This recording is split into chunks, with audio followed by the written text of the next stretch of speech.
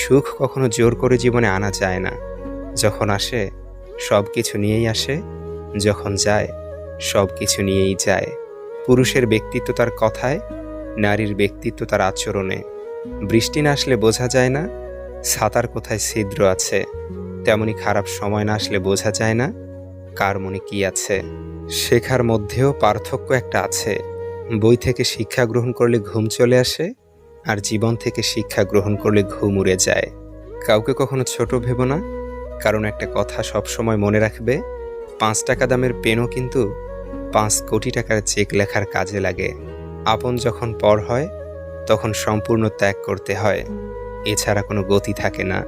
জীবন তখনই সহজ হবে যখন অন্যের উপর আশা কম আর নিজের উপর ভরসা বেশি হবে। ভাগ্য খারাপ ছিল না, ভরসা ভুল মানুষের উপর ছিল। এটাই বোধহয় আমার জীবনের সবচেয়ে